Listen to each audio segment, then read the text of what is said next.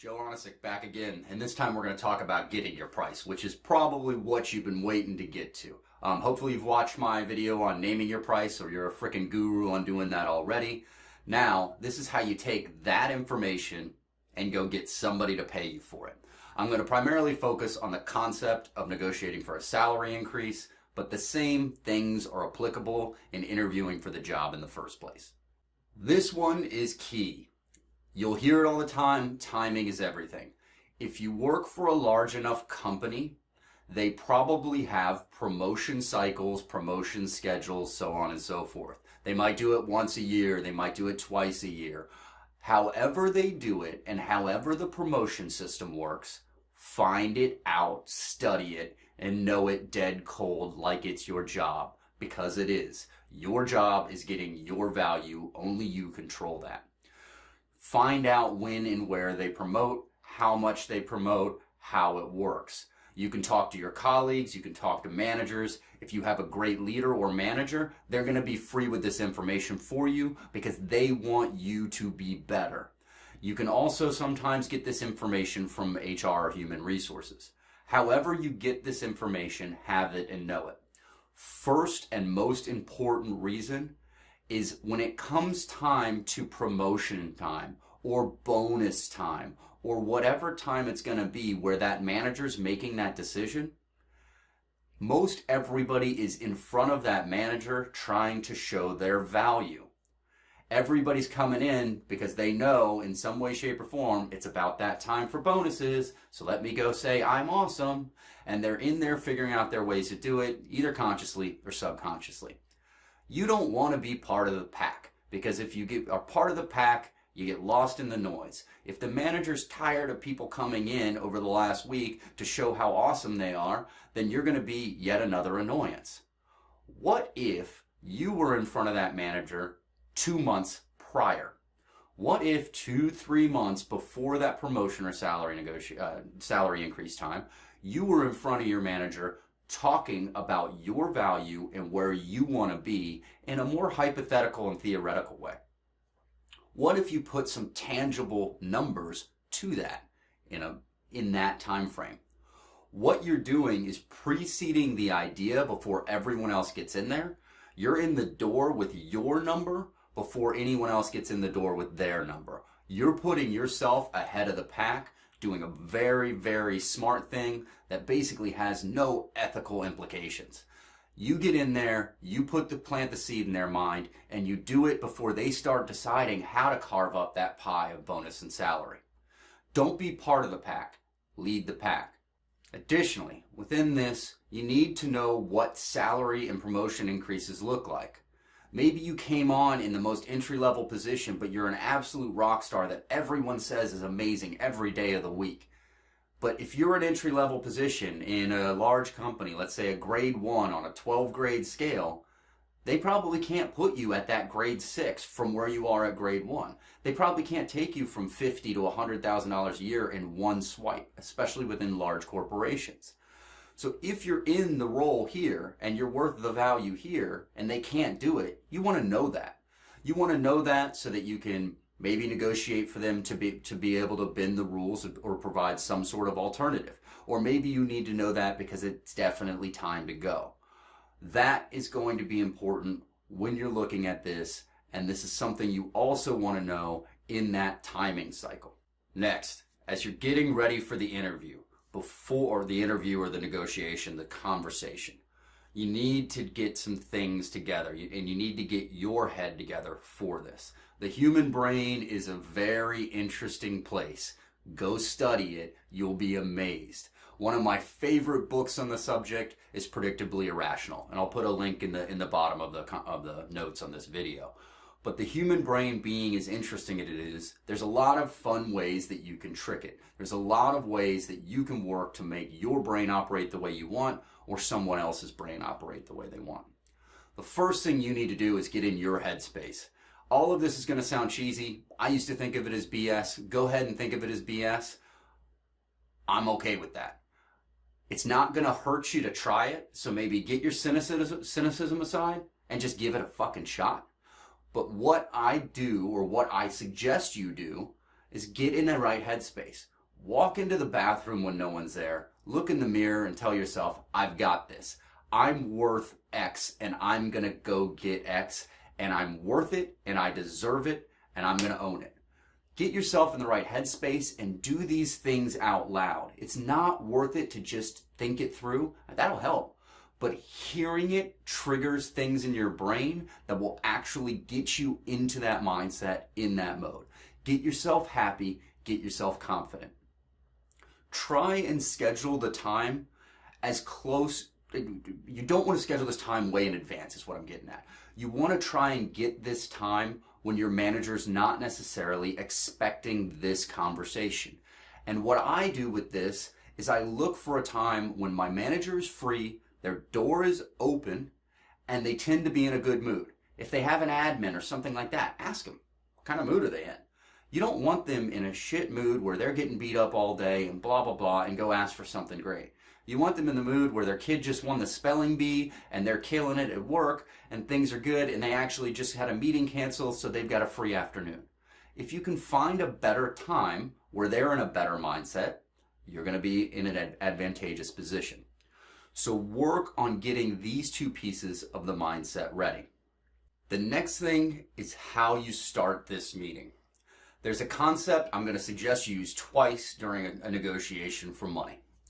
Well, for salary, but it works in other areas. The concept is called persuasion. Persuasion is how you start persuading somebody before you start persuading somebody. And it sounds a little kooky, but it works. They did a study on this where they had a guy in a mall walking around asking women for their phone number to ask them out on a date. And he asked them in front of all sorts of different types of stores, shoe stores, purse stores, you name it, and had very little success. Then he started asking them in front of a flower shop, and his success doubled. And the concept or the theory that they took from this is that the flower shop persuaded them into a more romantic mood, making them more prone to accept the idea of a romantic offer of giving out their phone number for a date. And they've tested it in many other ways, but that was one that stuck with me. It's an interesting idea.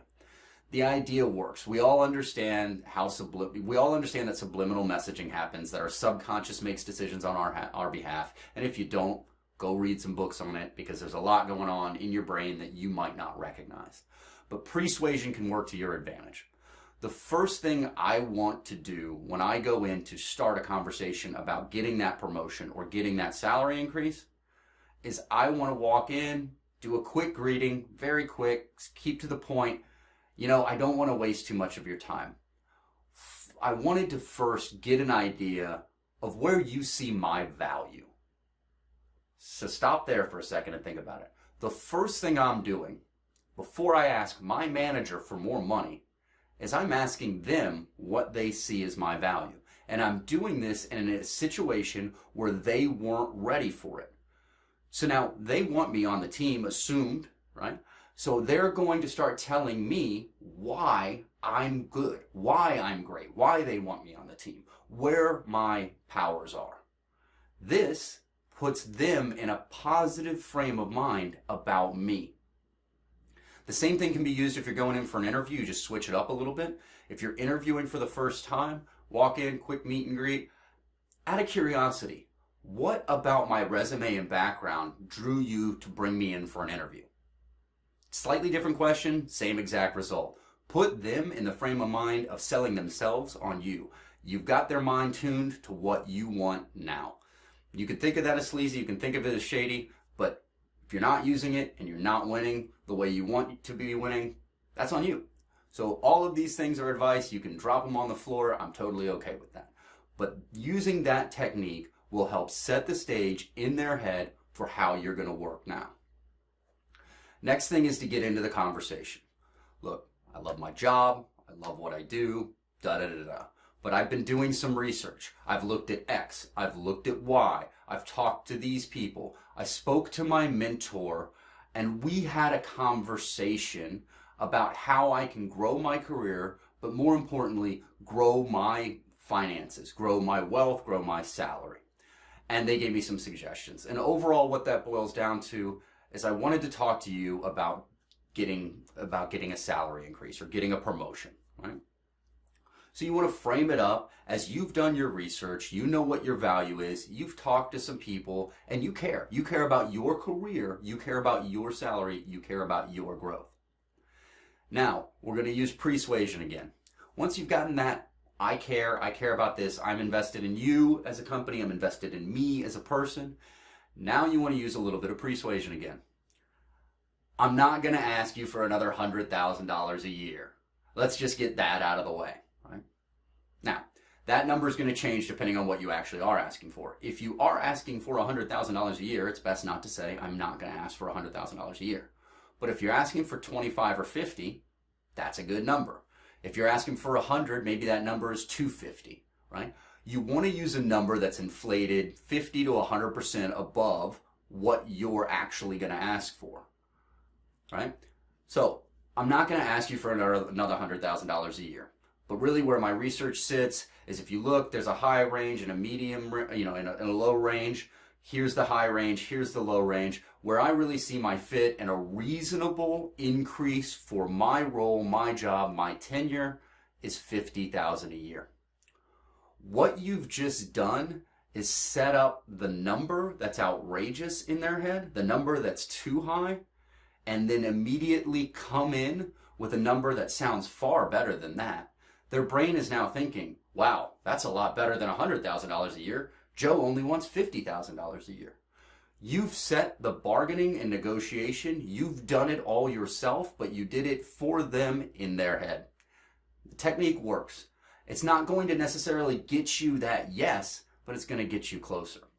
When you're in the room, you want to be confident, you want to be real, and you want to be you, right? Talk about where your value is. Talk about it in a format that makes sense to them. Remember, you're not selling you, you're selling you, but you need to sell you in a way that resonates with them. If you're the best organizer on earth and you can handle logistics and blah, blah, blah, and blah, blah, blah wonderfully, but your manager doesn't give a shit about logistics, then that's not the point you focus on, right? Focus on the aspects that you offer that mean the most to your manager. Keep yourself comfortable, keep yourself calm, and in your head, keep rolling that mantra of I'm going to get this and I'm worth it.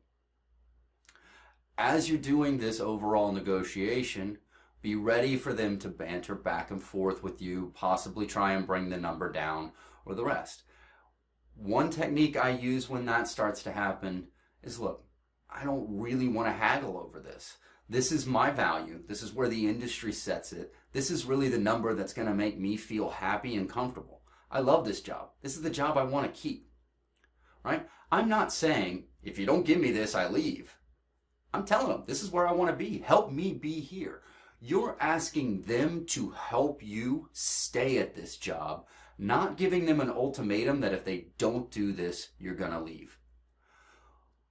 If you have a lackluster leader, you're going to get a lot of, I don't know what we can do, and the corporate this, and policy states X, and we can't really put anything in writing. If you start getting down that line, you want to nip it in the bud quickly. Look, I don't want to spend all day on that. I know there's policies. I also know there's ways that those policies can be waived when it matters. This is the number I need to be happy and get where I need to go with my growth path. How can you help me get me there? If you can't give me something in writing, what can you give me? If I can't have this salary today, what things do I need to do to get there? That's one of my favorites. Hey, look, okay, fair. I'm not worth $50,000 more today. What do I need to do for you to be worth $50,000 more? A weak manager is going to start with, well, after 6 months or a year or da-da-da, stop them dead in their tracks. Hey, Sarah. Hey, Tim. I'm not interested in time. I have a limited amount of time. I have a lot of action. Tell me what tangible things I can do to get to that number. At the end of this, you should be able to start setting that framework, setting it up to get to the answers, the conclusions, the salary you want. If you do all of these things and it doesn't seem to be working and you just keep getting BS back, now it's time to regroup offline and start figuring out what you're going to do next. Maybe it's taking that above your manager's head. Not something I've used too much in the past, but it's not necessarily a bad idea. Maybe it's moving on to a new job or interviewing for a new role. We'll talk about some of the techniques you can use when you're just hitting a wall in another video. I hope this stuff was useful for you. I hope you can find some good ideas, some ways to do it. The one thing I can say to kind of close this off is you got to practice this stuff. And it doesn't matter how you practice this stuff as long as you're doing it out loud. It's going to be best if you can role play with a friend and actually sit there and try this stuff out. Give each other objections. Handle the objections. It might feel stupid and cheesy and dumb. Get over it. It's practice. It's going to give you muscle memory for how you do this. Everything you do gets better with practice. If you can't do it with a friend, if you can't do it with a spouse, do it in front of the mirror. Get a video camera, use your phone, record yourself, watch yourself, record yourself, watch yourself. Do it in front of your kids. Make it a game with them. Whatever you do to do this out loud is a good thing. It's going to help build the skill set that's going to let you walk into the room, be confident, and own your own career.